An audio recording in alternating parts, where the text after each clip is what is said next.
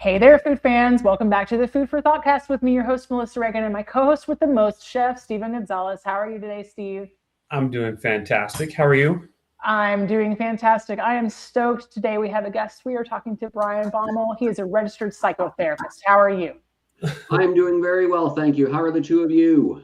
Fantastic. It's just Sunday Fantastic Sunday. theme. Yeah. Good. Thank you very much for joining us. We're excited to have you. My pleasure. Yeah, thank you so much. Well, Brian, where are you joining us from?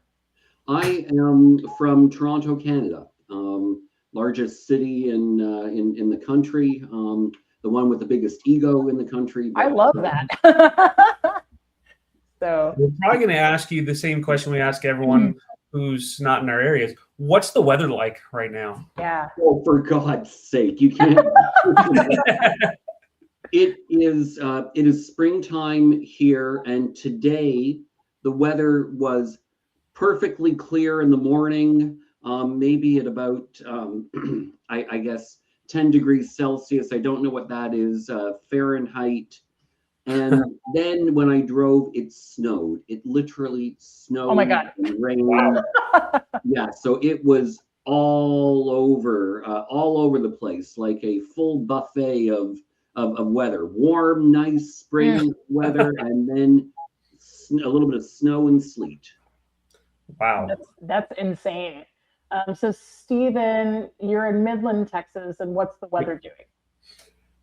We had a cold front blowing yesterday, and normally it's really hot this time of year, and right now it's cold, it's windy, it looks like it's going to rain here shortly, and I'm not used to it. I don't know what to do. I'm having to walk around in a hoodie outside this time of year, and I'm not used to that. So yeah, it's really throwing me off right now. Seemingly springtime is just unpredictable, no matter where you are. Definitely, especially Here in Raleigh, we had a spring swing from 92. It will be 38 tonight. So that is why I'm in layers, Wow. layers and sunglasses. So, well, Brian, we are so thrilled to have you with us this evening. Thank you so much for coming on. And we ask each other and every guest that we have, what was the most amazing thing you ate this week? But I won't put you in the hot seat. I'll give you a few minutes to collect your thoughts. But Stephen, what was the most amazing thing you ate this week? It's been a while since we've had sushi. So yesterday we went to Volcano Sushi and just had a couple of rolls. We had a eel and avocado roll. I'm always a sucker for eel for some reason. And then I'm always a big fan of like the shirashi, where it's just that big bowl of like fish and rice. And that's all you really need, and filled me up. Normally I'll get about like 3 or 4 rolls. But this time I kind of just refrained and let what I ordered settle. And it was just the perfect amount of food, I love that. What about you? I haven't made the most amazing thing I will eat this week yet, but it is on the docket. We have future guest George Blackwell sent us some seasonings as samples. He has one seasoning called Voodoo seasoning. I'm going to make chicken wings with it. Nice. So it sounds like it's a more mild Cajun seasoning from what I can tell looking at the package. So definitely going to do blackened wings. I'm going to do like homemade potato wedges. Can't wait. Super excited. Nice. So what about you, Brian? I had a steak dinner last night with a double baked potato. It was, I guess, julienne on top, and then had a lot of spices in it. And just, the way they bake it, it almost tastes like a potato chip on top. And sounds incredible. They are very, very good. Yes. What kind of steak and how'd you order it? Oh my gosh. I think it was the top sirloin and I order it medium. I am not a fan of raw, RAW. Like I'm not a fan of very raw steak. But so medium is my threshold, because I know that steaks, sort of the raw, the less cooked they are, the more enjoyable they can tend to be. But I don't like them too raw, so medium is where I tend to go. Yeah, I love it. I won't go over medium. I like a medium fillet too. So, but yeah, and Steve, huge fan of sirloin. I do like sirloins a lot, and going medium is the perfect temperature because you're you're bringing out enough of the flavor to get to that medium, and you're not cooking it out. Whereas like if you're medium well done, you're cooking out all that flavor. And if you're mid rare, like what I like, you're not bringing out all that, natural flavor. So yeah, fun fact. Good.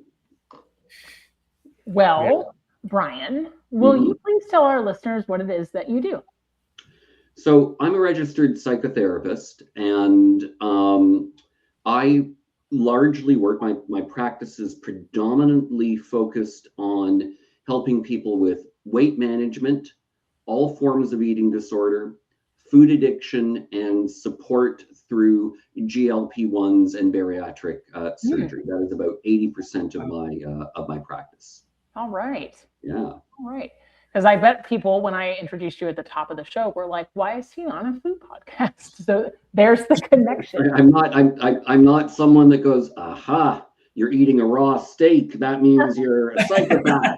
That's your mother didn't hug you enough. I don't like the way you're holding that knife. No, it's that's not it at all. I spend my day certainly listening to people's eating patterns in many different ways. In some cases, I need to get an eating history to understand if there's a disorder or a food addiction operating in the present and past. And then as I help them through their eating, I'm asking quite regularly about the foods that they eat. I only work from a psychological level, so I don't really look at the nutritional, the nutritional or taste flavor of a food. I'm more interested in whether compulsions are coming down, the link between food and self-esteem and weight and stress. So that's how I tend to evaluate things. Is your practice integrative at all? Like, do you partner with those types of professionals as well? I most certainly do, because I like to say one of the reasons I think people have issues with food is because everyone can have any opinion about food, regardless of their background, regardless of their professional training. And that causes a lot of people problems. You can go into various practitioners, licensed or not, and they'll say, do keto, do intermittent fasting, avoid this, avoid that, supplement this. And that, if it's followed, can cause, or if it's suggested and then not followed, can make a person feel really guilty. Like, oh, why? They're recommending broccoli, they're recommending high protein content, but I can't eat that way. Eek. There's something wrong with me. Right. I must be wrong. Gotcha. I must be wrong. A moral failing on my part that I have ARFID and I can't eat broccoli because I don't like the texture. Right? Like, yeah. Exactly. Or, I had a double baked potato and I shouldn't have had it. Potatoes are bad. Right. Or steak with high fat content wrapped in bacon is bad. And so what I prefer to tell people is I say, my agreement is with you on the psychological components of eating and food. To get nutritional help and advice beyond the most basic of layman terms, speak to a professional.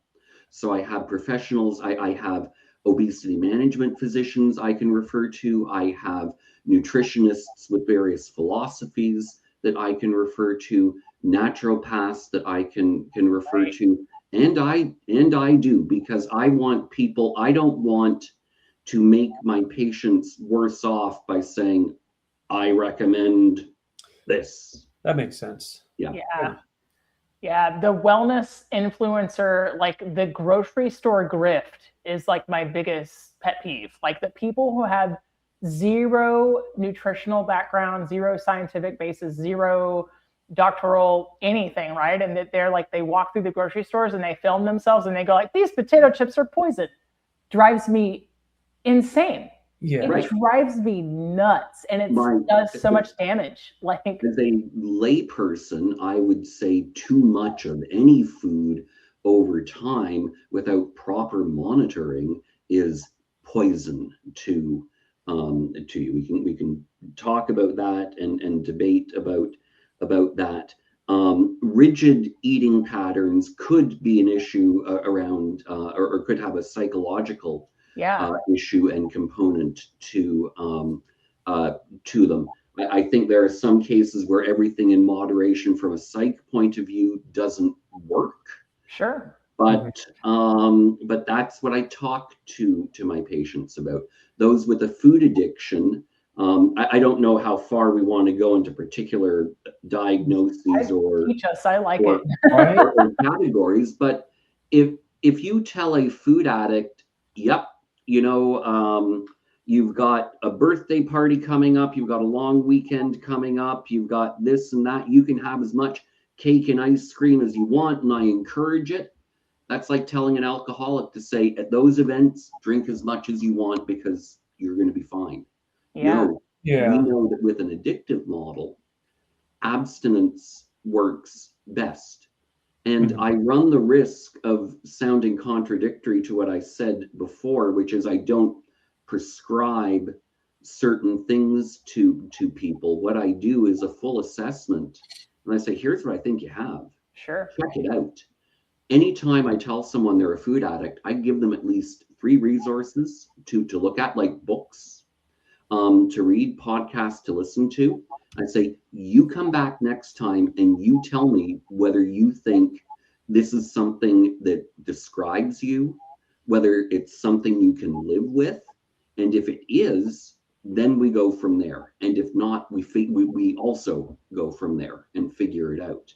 Yeah. So I don't want to be that person that imposes rigid eating patterns on people unless they have bought into it by consulting with the addictive experts, the nutritional experts on this, medical doctors that practice keto and understand how fat and how an overconsumption of fat and cholesterol are, according to them, not a danger to them. And only when the patient agrees based on that exposure do I say, now we go ahead.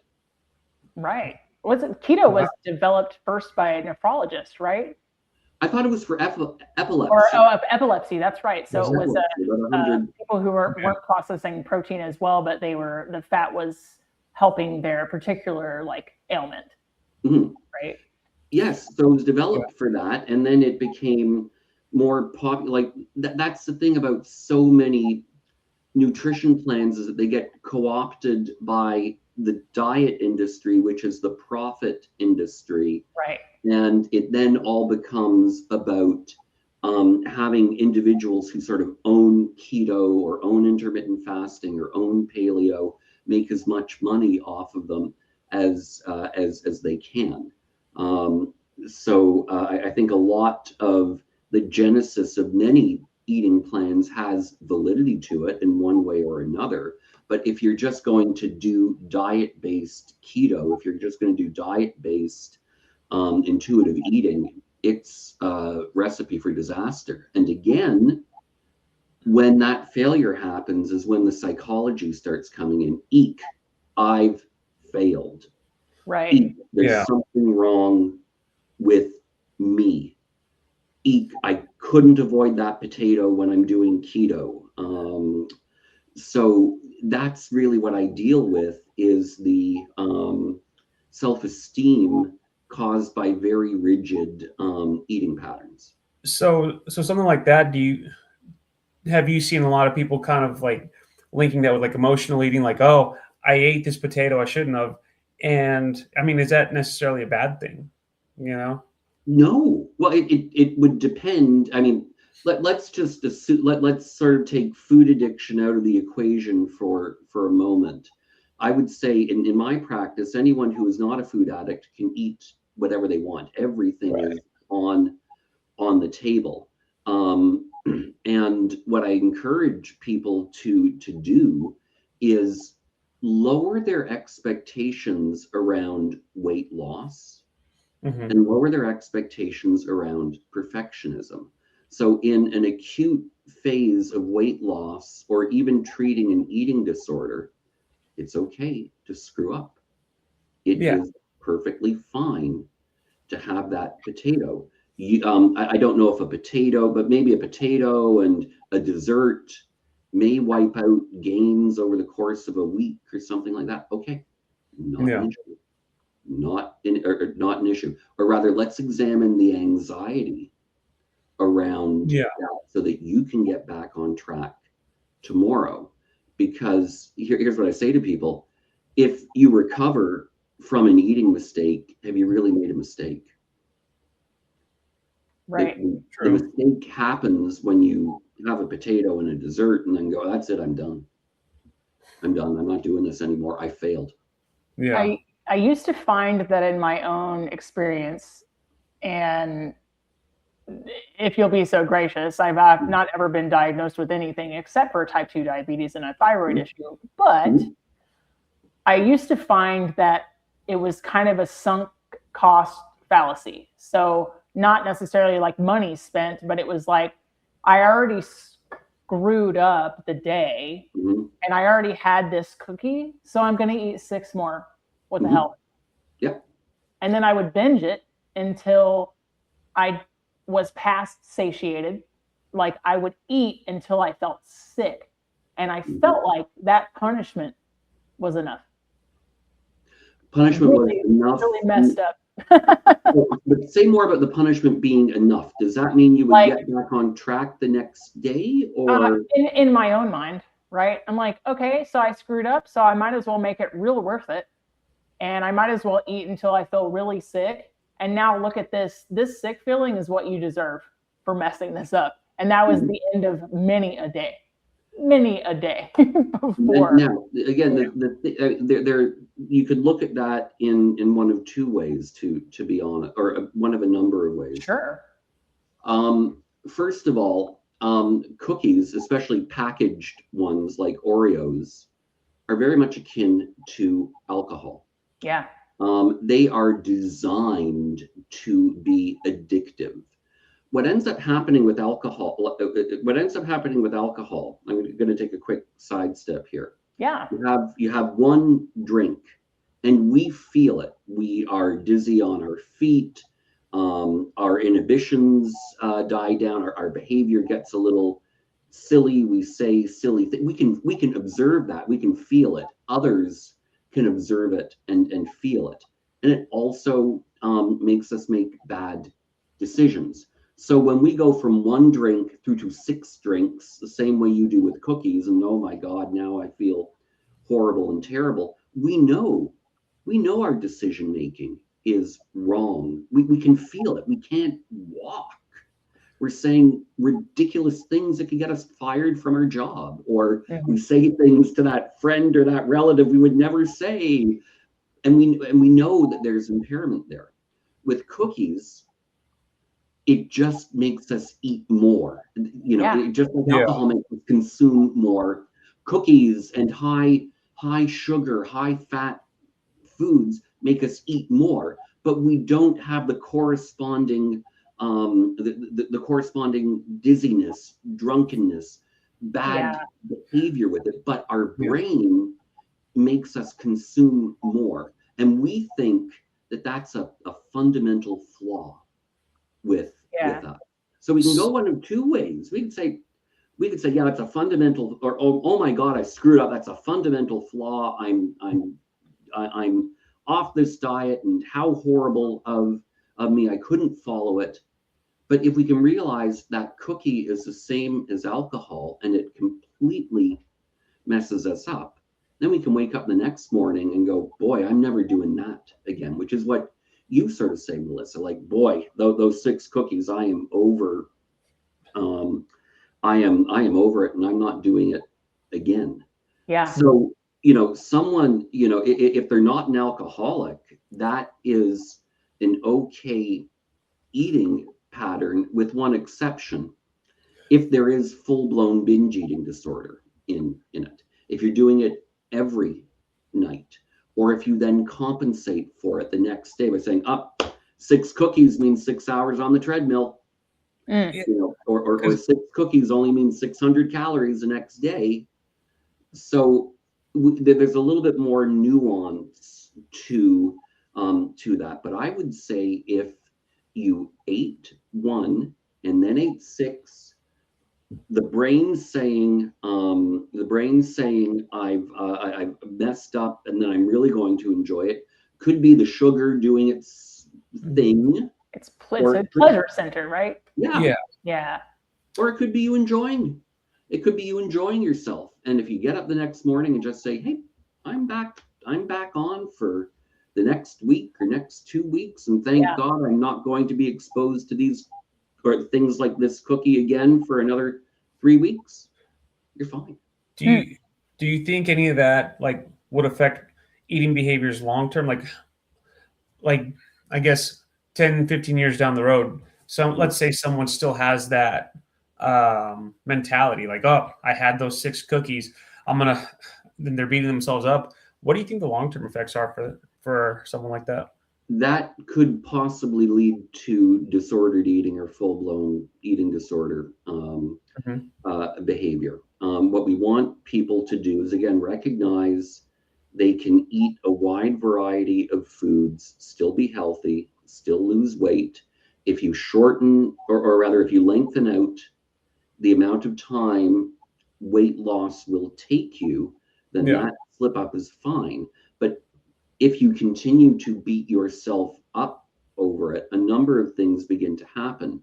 You begin to internalize some shame around that.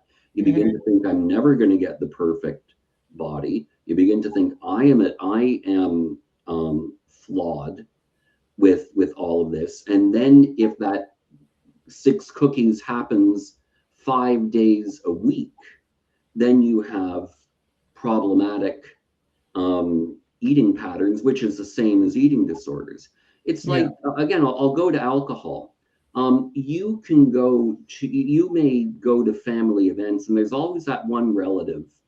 He or she holds a very responsible job, is a really good person overall, but just at all of these family events, just drinks way too much, but doesn't hold any other problematic alcohol patterns, doesn't have alcohol first thing in the morning, has never driven drunk, would never consider driving drunk. There's no long-term medical damage with that behavior. We call somebody who does that, like just gets drunk at parties, we call that problematic use. And in eating, problematic use is called an eating disorder, basically, or binge eating disorder. So, Brian, and for the listeners too, like, what is, and I might be oversimplifying this, but when you're talking about disordered eating and eating disorders, is that just simply the culmination of that disordered eating into a formal diagnosis? Is that, or every psychological phenomenon, depression, anxiety, OCD, even bipolar,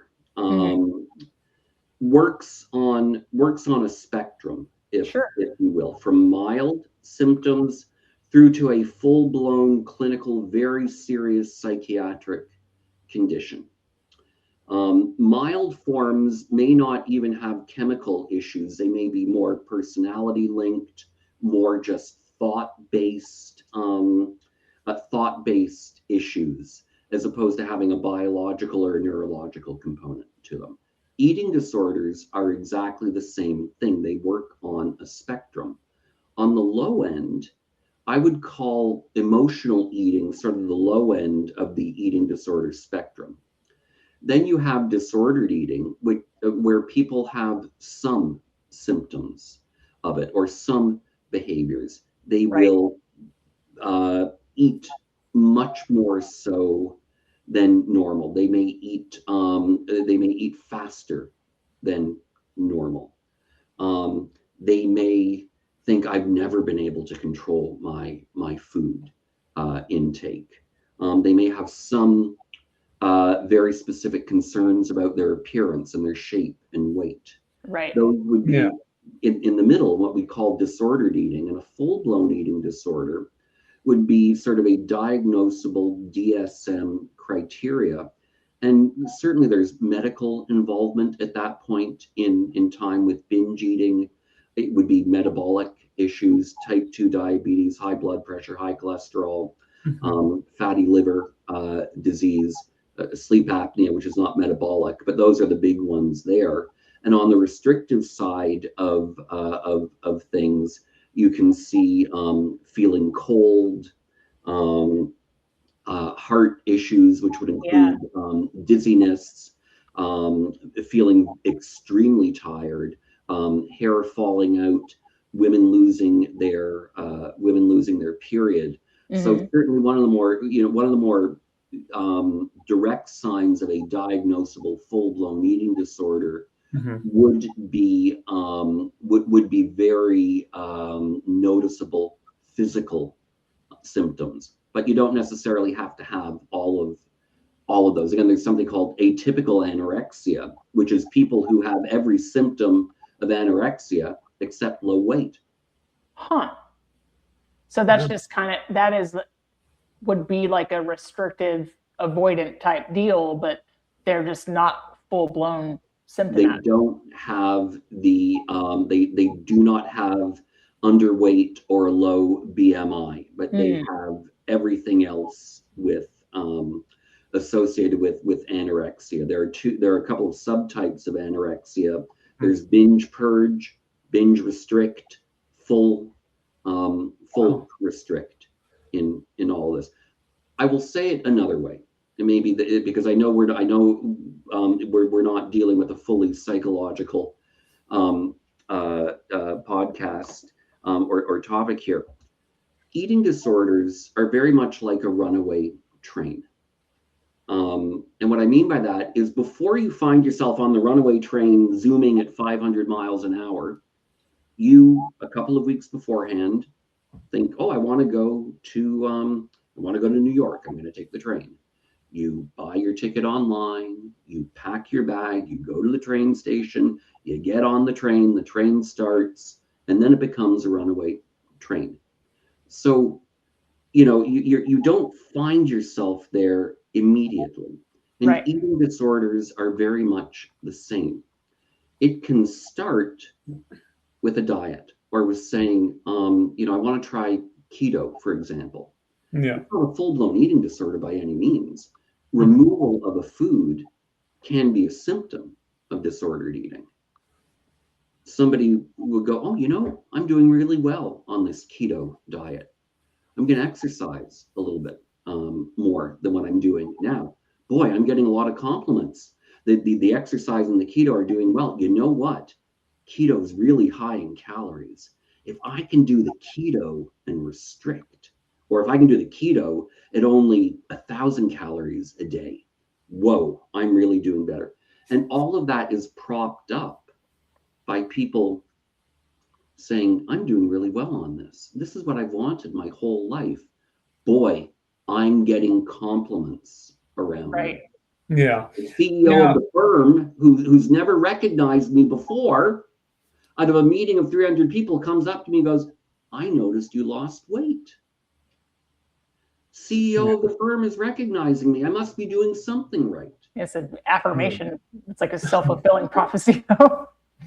So it's that runaway train where there are a number of things, and you can get stuck, not necessarily on the runaway train end or the full-blown eating disorder end. You can just get stuck somewhere in the middle of that. Some logic can kick in and go, whoa, I'm doing keto, I'm exercising, but going to 800 calories a day, I know that's bad. That's a toddler. What's that? That's less than a toddler. Yeah. Right. That's wild. Speaking of which, toddlers and starting somewhere, it all starts somewhere.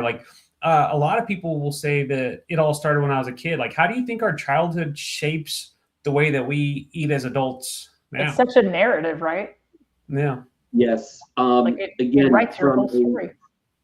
from a nutritional point of view, I have a colleague of mine who specializes in nutrition for children. So I'm not going to get into the biology and the nutritional facts of it, but certainly there are a lot of theories out there that say how we are fed as children absolutely influences our eating behavior from a nutritional, developmental, neurological point of view.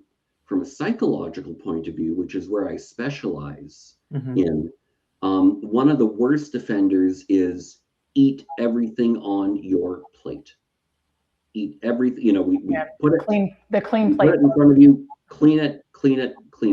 Yeah. What you've immediately done, what the parent has immediately done, has put the person at war with their body, because the child may go, I'm full only after half of this. I'm full. The body is saying that to them. But you know, you have to eat more before you get dessert, and so on and so forth. So that's one of the offenders. Another one is when a family or a family member has a significant preoccupation with weight. A day does not go by where I don't hear this, not just once, but twice, probably twice a day. Yeah, my family all comments on weight. I made a joke once. You know, you ever, there used to be shirts around that said, I went to Disney World and all I got, or my family went to Disney World, all I got was this lousy t-shirt. Right. I want to make a shirt that says, I went to Disney World and I didn't put on a pound. Like that. Families, they talk about that. I went on a cruise and I didn't lose that, or I didn't gain any weight. It was great. I went to Italy. I ate all this pasta and so on and so forth, and I lost 3 pounds. Well, you walked everywhere. Well, right. Right. But the point is, though, the vacation is about weight.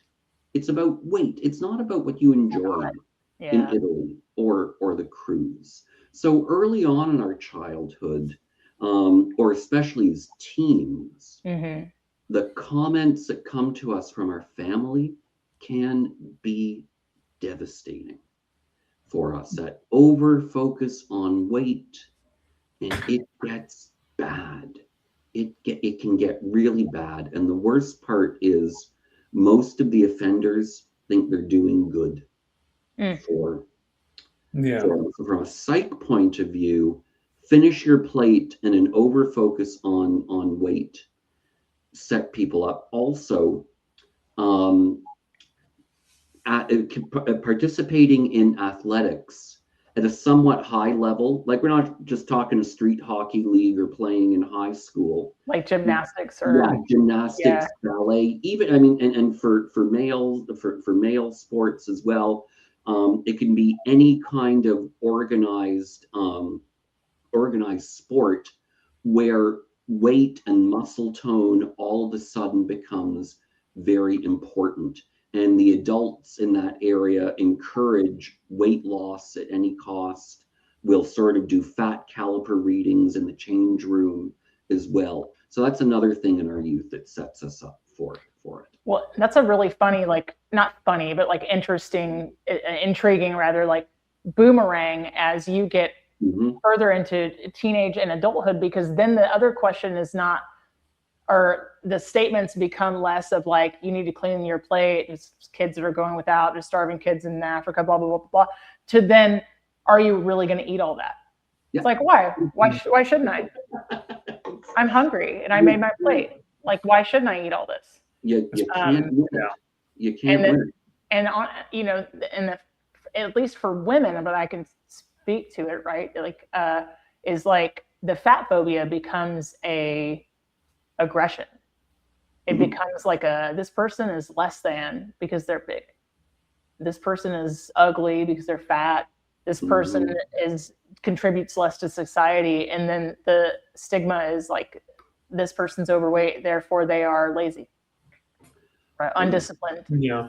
I was overweight for a really long time. I got diagnosed with type 2 diabetes 2.5 years ago. And the first thing I asked was, did I do this? And he was like, no, it's not how that works. Oh, like, you are okay. So your physician is a godsend. 100%. Because the first thing I wanted to know, and it's funny, like we talked about potatoes at the top of the hour, and the first thing I wanted to know was, I really respect both sides of the medical industry. I like the Western approach, and I like the naturopath, approach. And I kind of like the idea of an integrated, like a holistic approach. And so the first thing I asked was like, and this is before any talk of medications, was like, could I fix this through like lifestyle, diet? And he goes, yeah, you could, but like, don't you want to eat potatoes?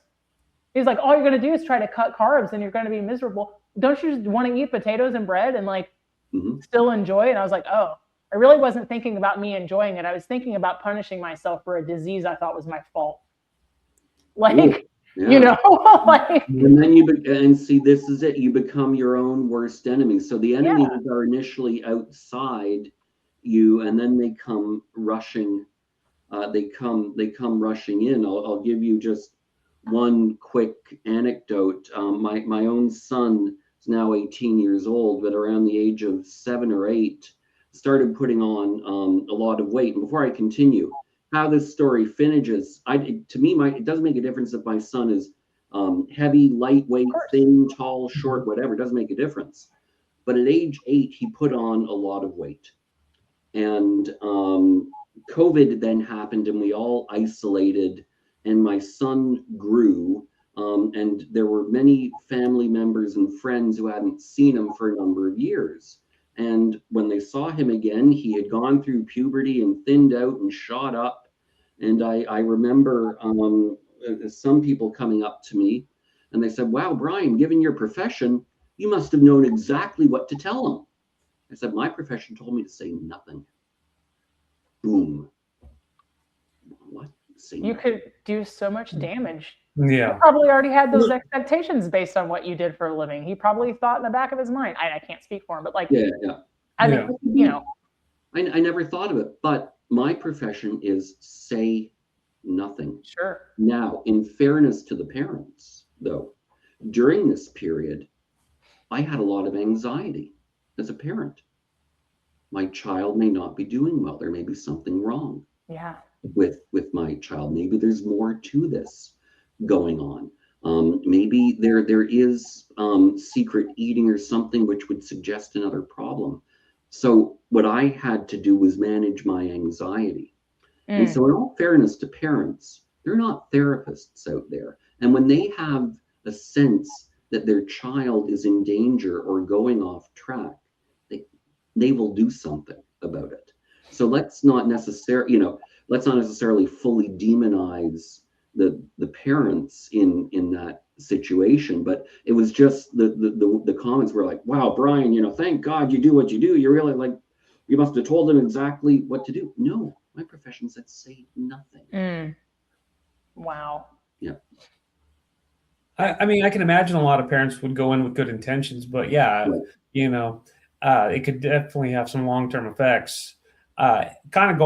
If I may kind of go back to the sports, you were talking about like how sports, football or wrestling or, like people are constantly tracking, what they eat. Like, how can someone pursue like that fat loss or muscle gain without developing an unhealthy relationship with food? That is an amazing question. And the answer is do it for every reason except for losing weight or except for building up your self-esteem.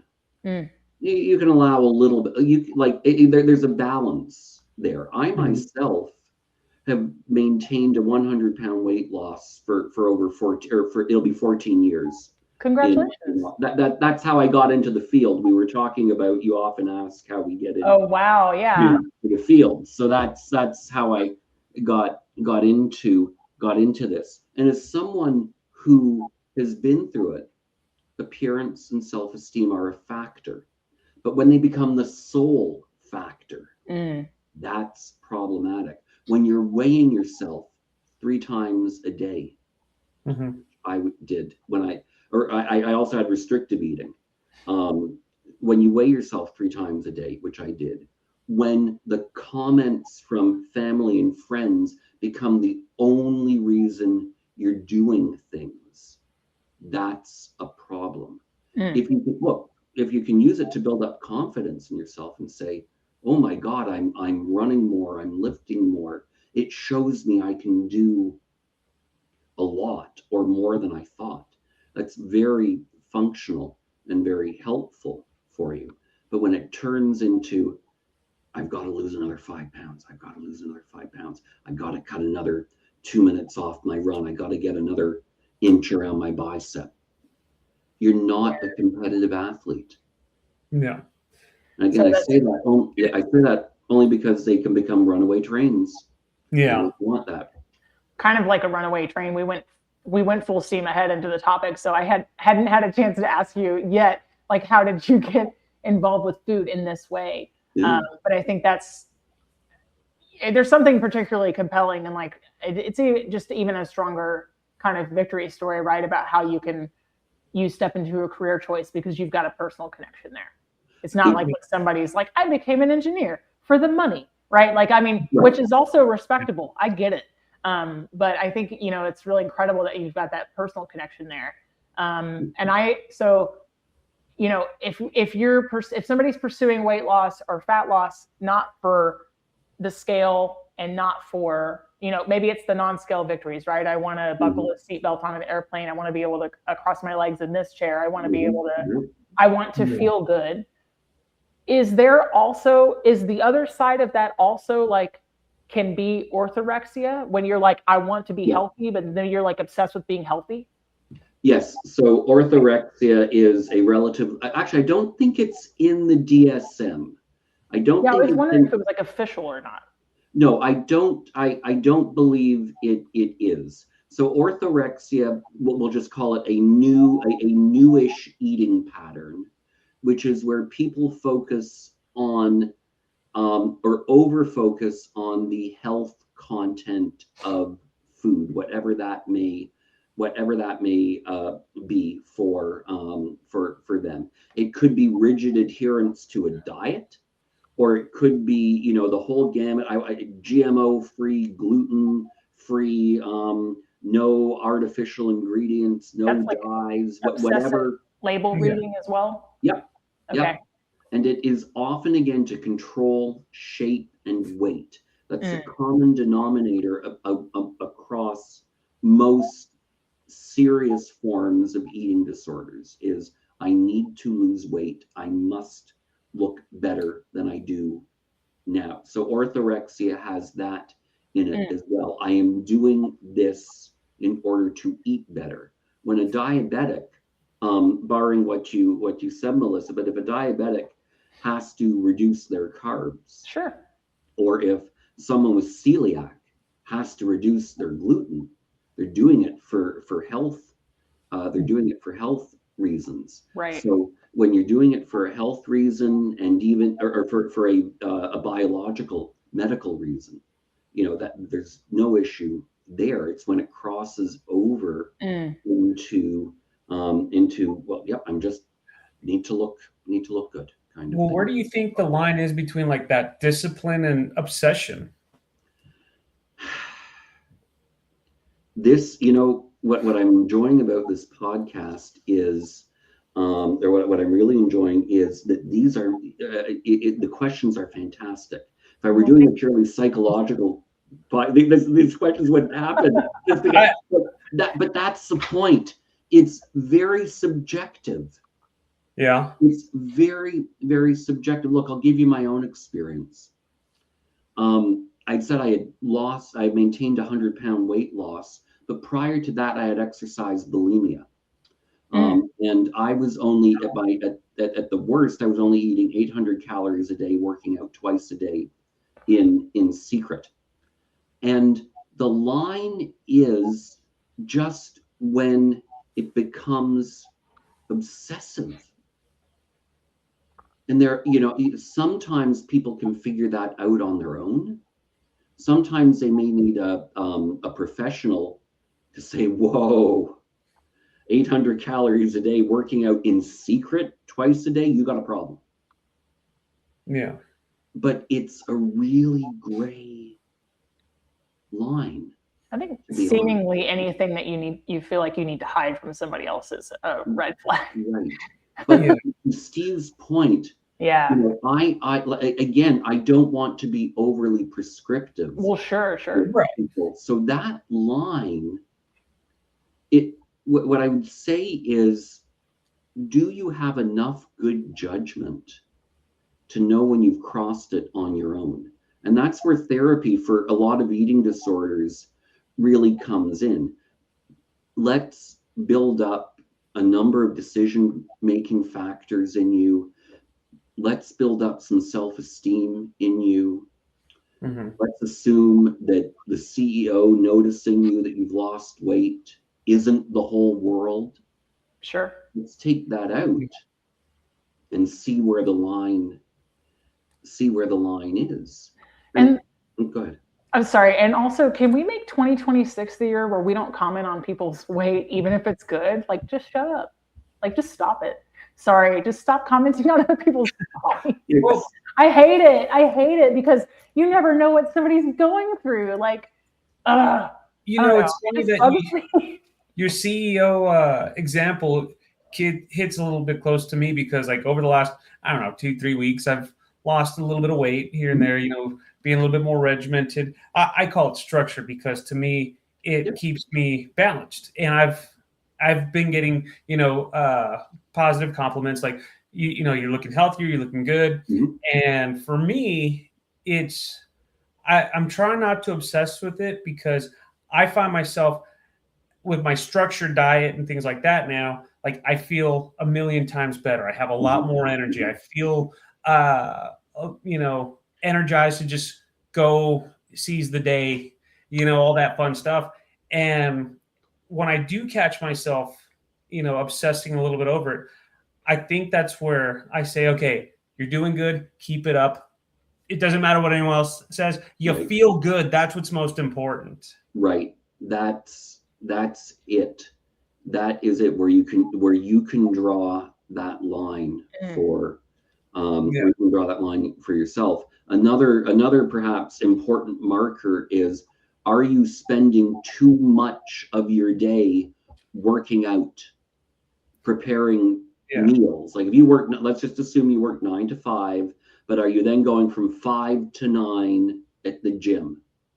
When you work 9 to 5, are you always thinking, is this too big? Is this too big? Did I put on weight? What's my next meal? What's my next meal? I overate. When your thoughts get to the obsessive point that you can't concentrate on the work that you do, those are some pretty strong indications there. And people with full-blown eating disorders, both binge and restrict, will think an awful lot about food. Not and the normal eating pattern, or thinking a lot about food, would be, I am so looking forward to going and trying Melissa and Steve's chicken wings, or what was the other thing that you ate that was really good?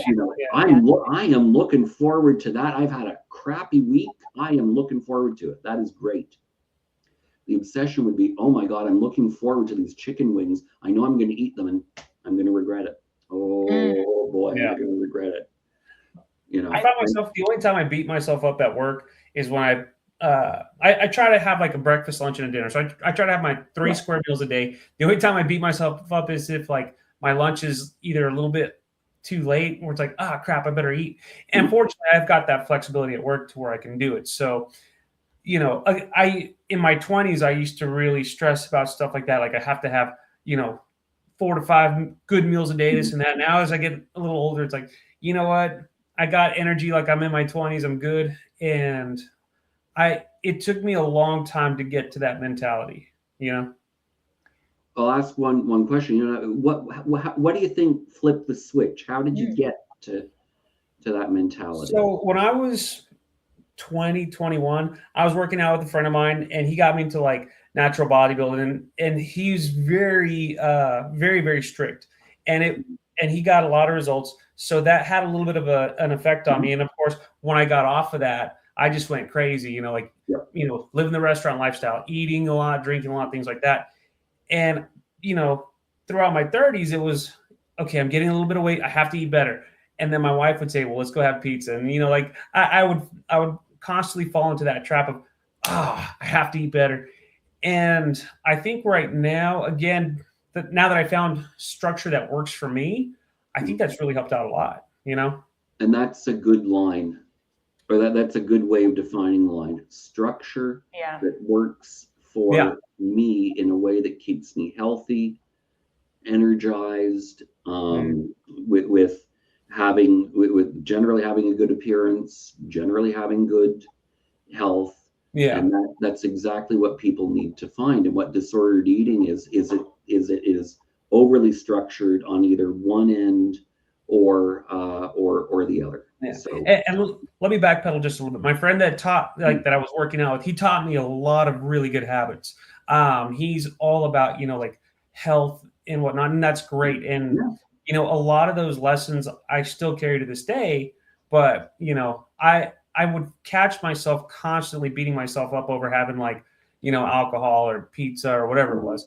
And I just found what works for me. That's it. And to stop the beating up, we can expand this. You talk about beating yourself up for pizza and alcohol. Food works on a spectrum. It's for fuel or not for fun, but one side is fuel, one side is fun. But it has to be a mixture of both, being flexible within a certain range. It can't all be for fuel. That's going to lead to disaster, and it can't all be for fun. That's also and someone who tracked. I've never tracked my calories before, up until again recently. And it's just I'm just tracking how much protein I'm getting, things like that. But, people who track their calories and their macros. Do you think that could psychologically be harmful? More often than not, yes, but not all the time. Like if somebody comes in, and I've had this many times, when they come in for just sort of weight management and they don't think they have an eating disorder, and they come in and they show me their phone and they say, look, I've got every meal logged. It's sort of one check mark in possible disordered eating. But having worked with many people, there are some people who just like their numbers. Sure. Yeah. Physicians. Some people are just data driven that way. Right. Physicians, engineers, accountants. And I will have that discussion with them. I'll say, if you want to, we'll talk, please track them. Let's see where they go. And oftentimes I'll say, look, I'm a computer programmer. I work with numbers all day. It's in, out, left, right data. Yeah. For me, I need to see that. And let's give it a shot. The interesting thing is, I have been in this business for a really long time, and I initially got into the business because I wanted to create. So food was just entertainment. It was just entertainment. And I was just going to ask you, if you talked about how thinking about your next meal, you could be obsessing about your next meal. And so I just want to ask you about food noise. Food noise is a term that I hadn't heard until I was prescribed a GLP-1. Yeah. And I really never understood. In my specific case, I just didn't have a full switch. I never felt sated, ever. I could be on the brink of vomiting and still be like, hey, what are we eating next, right? And it was also that way with alcohol, because I had a hyperthyroidism, just revving my metabolism to the point where I wasn't, the hyper should have been making me lose weight. My A1C was also 13. And I could outdrink a sailor and feel no ill effects. And I could eat 2 entrees, an appetizer, and a dessert. I'd take a dessert to go and eat it in the car. It would never make it out of the parking lot and still just not feel sick. It was just like a normal day, because it was just revving my metabolism. And it was just revving that hunger switch. But I never thought about food noise in the other way, as in, I guess I'm sorry, I'm just taking my sweet question, but is food noise automatically intrusive? Could it also be anticipating your I'm going to a party. We're going to have. Well, again, there's a spectrum to it. I would say food noise of looking forward to a really good meal is normal. Sure. Wow, this is great. They're trying something new. I've always wanted to try it. I love sushi. When I know I'm going to go for sushi, I'm like, oh, I really hope this is good. Sushi is Steve's comfort food. Yeah. You mentioned that, Steve. I was saying life is too short for bad sushi. Yeah. So I just, of course I'm going to anticipate it. Sure. I mean, the problematic food noise is when there are a couple of characteristics of problematic food noise. Number one, when it is too loud, when it distracts you from what you're doing, when it forces you to eat, and perhaps the worst kind is when it talks to you in a very demeaning way. Like, I demand that you eat. I demand that you starve. I demand that you do this. You are a bad person if you don't do this. So it runs a spectrum. I would say within food noise, you have normal food noise, some emotional food noise, like, oh, I had a hard day. Ice cream is perfect. Ice cream is perfect. You gotta have ice cream.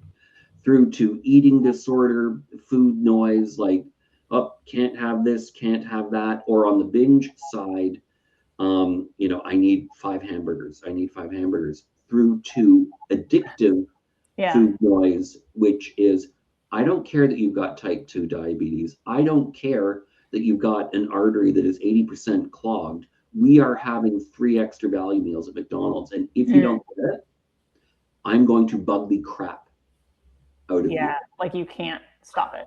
Right. The same way an alcoholic, the alcohol noise in them is drink. Or drink. somebody with like OCD. Yeah. So I have to do this. OCD is a bit different because, again, I'm not psychiatrically trained, but addictive food noise is a hijacking of our reward center and our survival center, and it's like, eat, drink, do drugs. Eat, drink, do drugs. OCD is a bit different because the O, which is the obsession, and the C, which is the behavior, are linked but separate.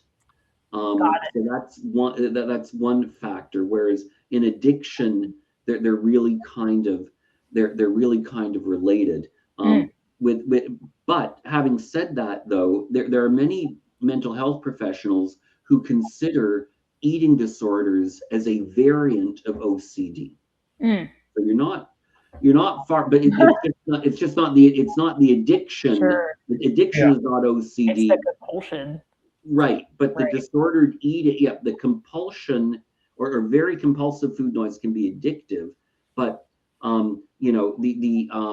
the obsession with disordered eating would be lose weight, and then the compulsion would be exercise, or the disorder or the compulsion would be, a burger is exactly what you need, and you need 5 of them, and you need 5 more of them. Whereas the addiction is eat. It's a different kind of noise, I would say. Okay.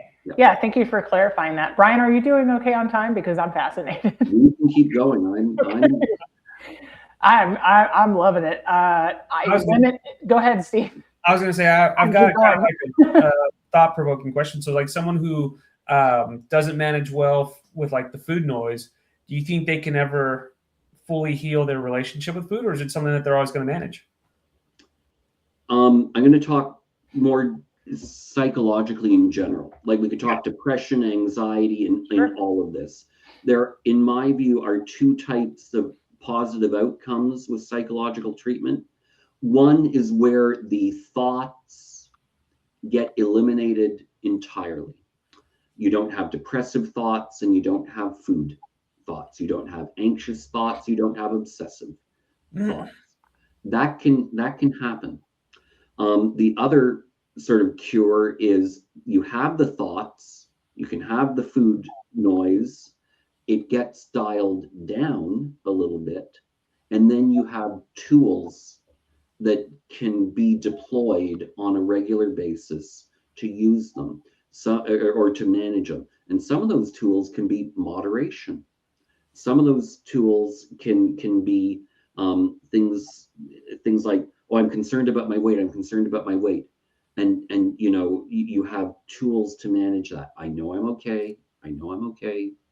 Or numerous other things, like I need to call someone and just talk to them about it is a tool that you can use.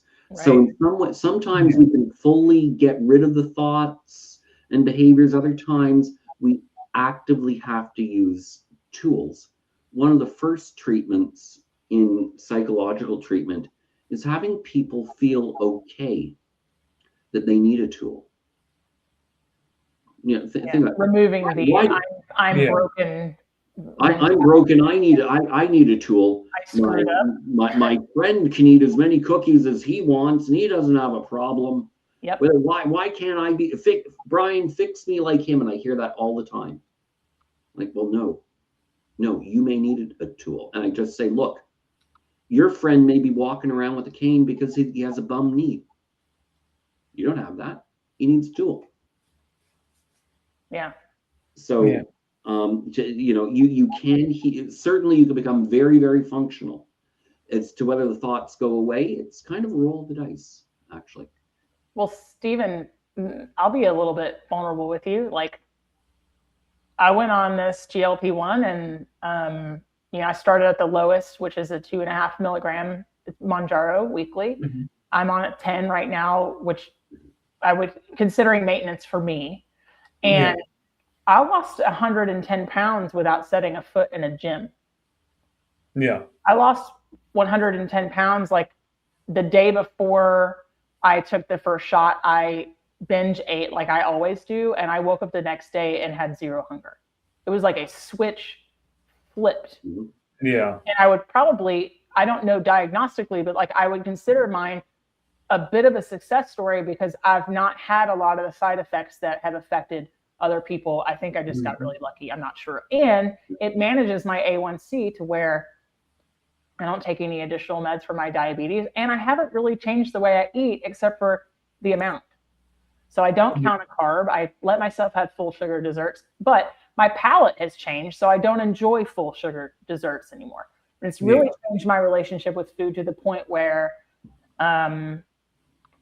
I get full much faster, but like I also experience real hunger and real fullness cues. But that food noise got replaced with something that I would consider equally as damaging that I have used talk therapy to work through. And that is, I have been accused by other people in the weight loss community of cheating to lose my weight because I didn't suffer to do so, which is awful. It's like now it's like a survivor mentality of like, why me? Like, why was I able to lose this? I mean, it changed my life for the better. I won't say that I'm happy I got diagnosed with diabetes, but I might have changed my life for the better. I mean, I was 240 pounds, like, yeah. I don't have knee pain. I don't have back pain. I have a healthy relationship with food. But it's also the same reason why when my doctor was like, would you want to go down to the 7.5? And I was like, no. And she's like, well, why? Are you afraid that you're going to binge eat? And I'm like, yeah, I'm afraid I'm going to hear the food noise and not know what to do with it. Like now I'm so used to take my shot on Wednesdays, not hungry on Thursday, eat small meal Friday, like it's very comfortable and it feels safe. But yeah, I've literally had people accuse me of cheating to lose weight. It's like, well, you wouldn't tell somebody with cancer that chemo is cheating. That's awful. Like, that's terrible. But women, man, we cannibalize our own.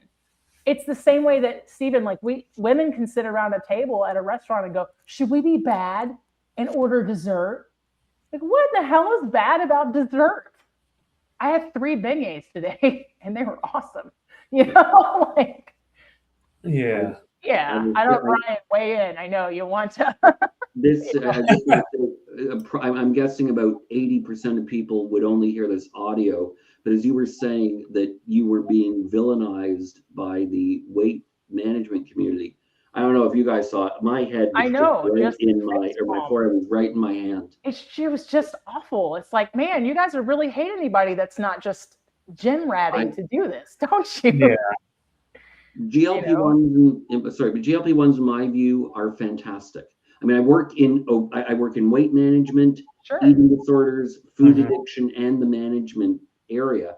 Eating disorders and food addiction have different views. I'm not going to get into those. I think, first of all, GLP-1s are a medical product that I don't have medical training in. But from a weight management point of view, if it works, for God's sakes, I am thrilled that it, and it is not the easy way out in many different ways. You may have had a situation where it did turn out to have an easy ride, but we consider weight loss medications generally as tools. They are not the solution to it, because you can feel fuller faster. The weight loss medications delay stomach emptying. They slow down peristalsis, which is a contraction of muscles, so you feel fuller longer. But if you are at war with your body, if you were always told eat until you are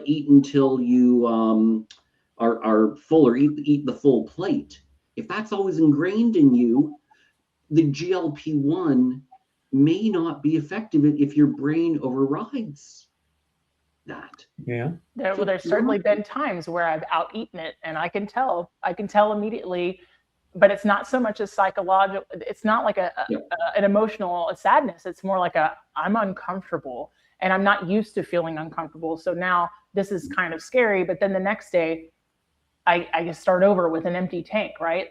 I used to, I hate that I ever said this, but when I was overweight, I had this saying where I would go, it's not a meal until I hate myself. Wasn't about being full. It's not a meal until I hate myself, said with just a sarcasm that I thought was hilarious. It was just self-deprecating, crapping on yourself, you know. Yeah. I call it self-defecating humor, when you shit on yourself for no reason, you know. That. So, but you know, I just think, you know, it's funny because there is a, why me? It's like if you survived like a horrific car crash or whatever, like there's a part of me that sometimes is like, can I take the easy way out? And then I remember like how hard it was to go between doses and how challenging it was to see food as fuel again. And kind of like my whole life really changed, you know, like I will jokingly tell people now I don't have any vices left. I smoked cigarettes for 18 years, and you could probably say I replaced some of that with food, which is normal. There's an oral fixation there, right? Like that's very much a scientific, you know.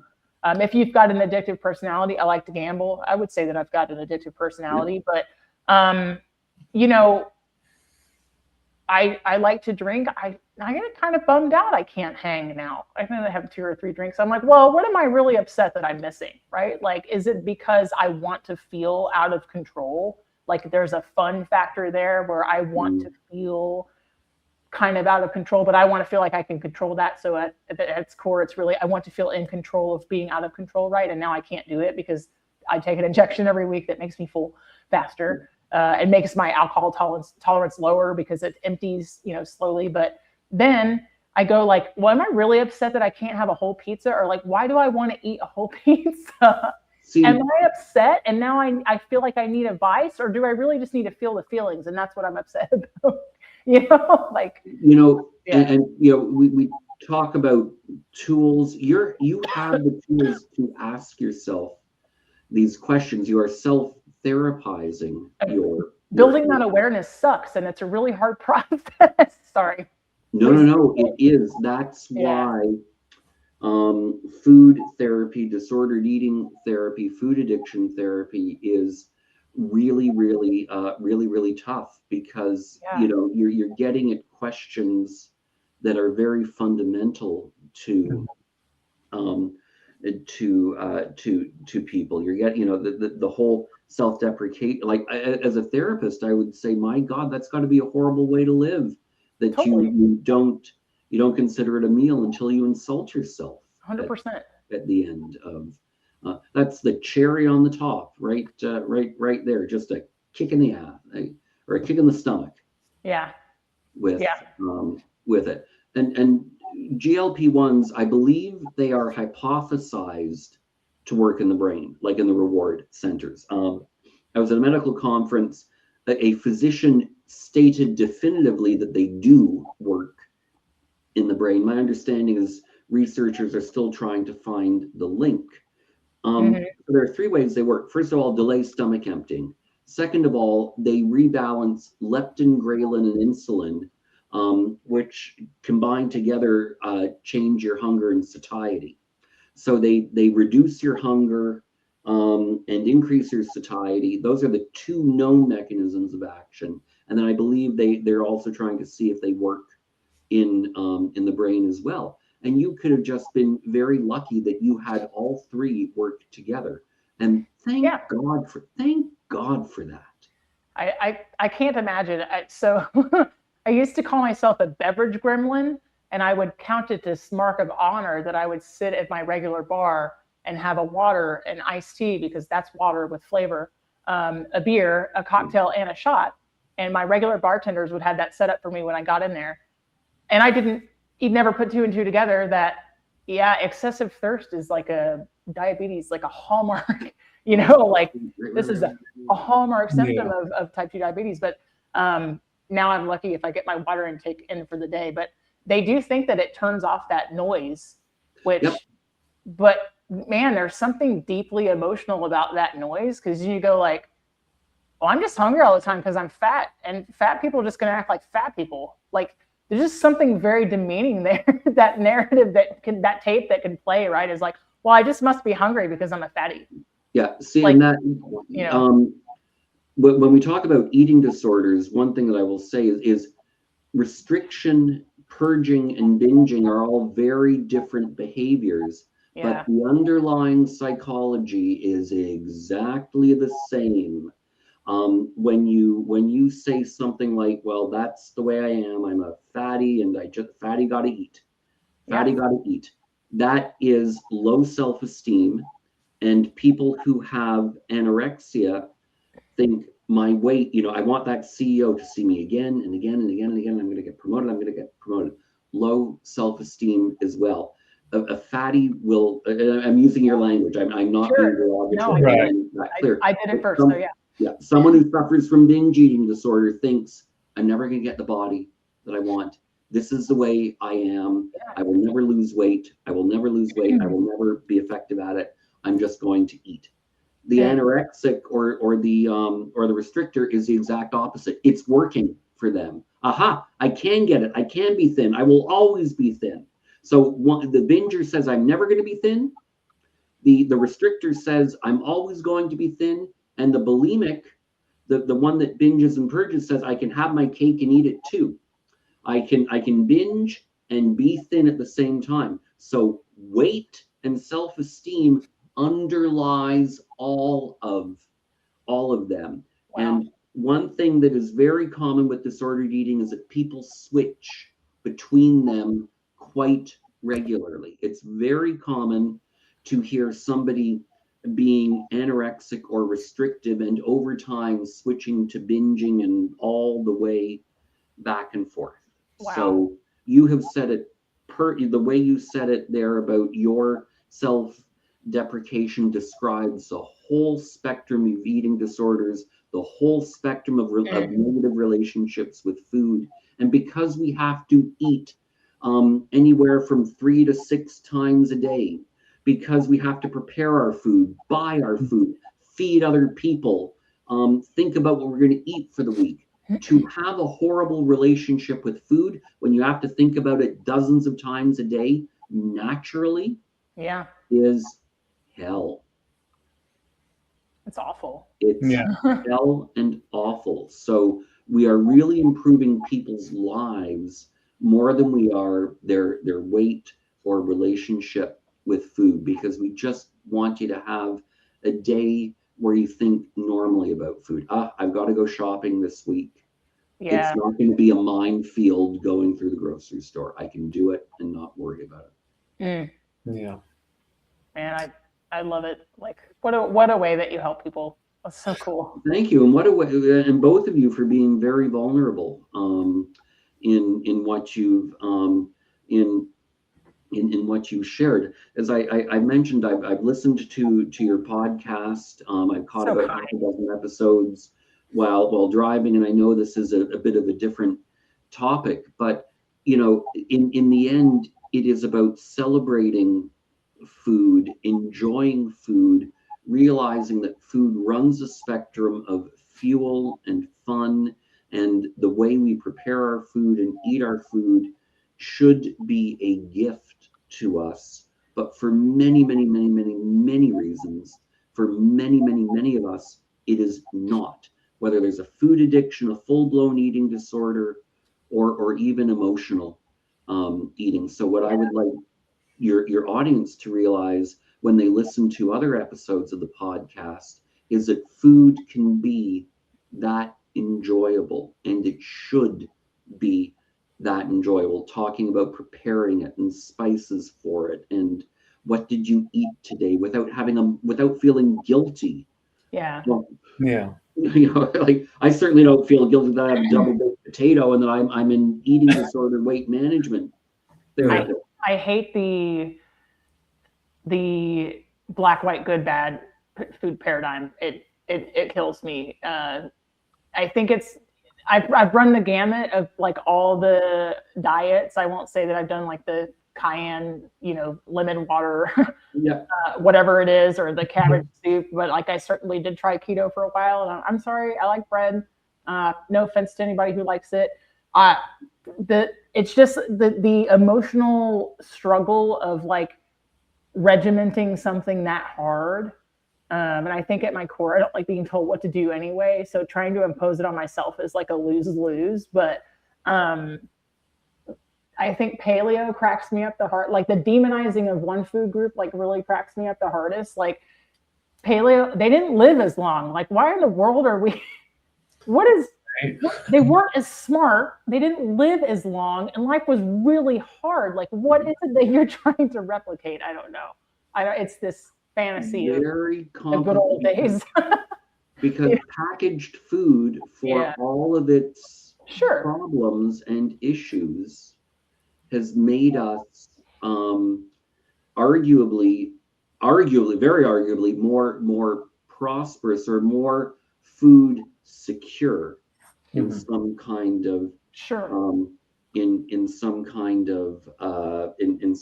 of ways. So it's so very complicated. It's unfortunate that our food supply has been it's just been capitalized or is run through the capitalist system for the most part. So it's all about profit and making these foods as cheaply and addictively as possible, and not as nutritional as they can be. But it's given us food security for those of us that can afford it. And in a North American or modern European society, hey, I can go to McDonald's if I truly need food, if I need something. It's but the chemicals is a cry of the privileged, because if you live in a food desert, that might be all that you I was constantly trying to bring awareness to this. I can't believe how good I have it, but like, man, it's just about perspective. Like, I don't know.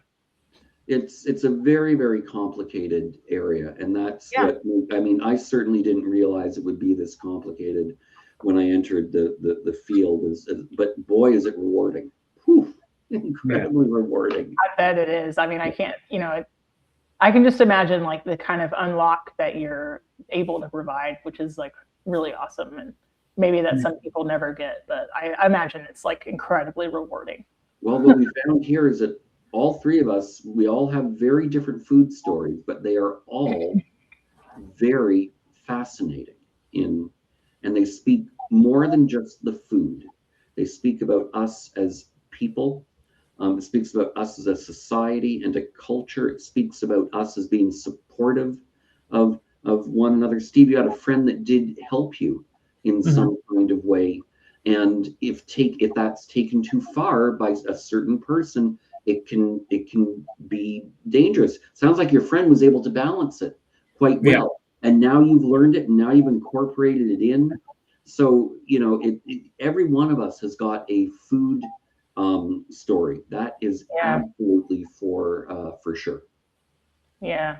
Yeah. Well, I want you to know that the chef or not, you've been an amazing guest for us. We're called the Food for ThoughtCast, so it's not all just about like recipes and cooking. And there's a huge connection between what we eat in the brain and how it works and everything else. So this has just been incredible. Yes. I very much enjoyed it. It has been absolutely fantastic to speak with both of you. It is just a topic that spans so many areas. Everyone's got an opinion on it, and I just have an opinion on it as well. I only look at it from the psych point of view. And again, as is pointed out, there's lots of grays. Where's the line and everything? It's gray depending upon the individual, the health goals, the history.